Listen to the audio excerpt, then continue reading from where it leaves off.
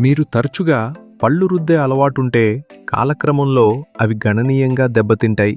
ఎందుకంటే పళ్ళు ఒకదాంతో ఒకటి రుద్దుకోవటం వల్ల వాటి బయట ఉన్న గట్టి పొర క్రమంగా తగ్గిపోతుంది.